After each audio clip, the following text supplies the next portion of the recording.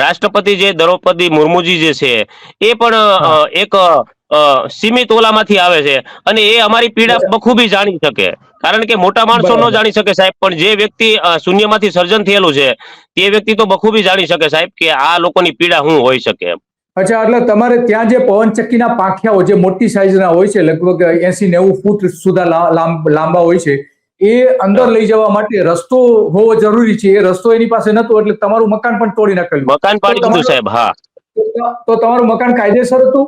જી સાહેબ, ગામની અંદર અમે બાબર જ્ઞાતિમાંથી આવીએ છીએ, અને હા. સરપંચ દ્વારા પણ અમને જાણ કરેલી હતી, અને વખતો વખત જે અગાઉના ઠરાવો છે એના અનુસંધાને મફત તેમજ હરાજીમાં જે પ્લોટો ફાળવવામાં આવ્યા હતા, એમાંનો એક અમારા પાસે પણ ટુકડો હતો, અને એ અમારો વાડો હતો, અને ત્યાં જ અમે મકાન બનાવેલું હતું સાહેબ. અને એના વખતો વખતથી હું જે વેરા પાવતી છે, એના ચતુર્દિશાના દાખલાઓ છે, જે મેં અગાઉ પ્રધાનમંત્રી આવાસમાં ફોર્મ ભરવા માટેથી સાહેબ પ્રોસેસ કરી હતી, એટલે મારી પાસે તમામ કાગળો છે જે અચ્છા. વખતો વખતના છે સાહેબ.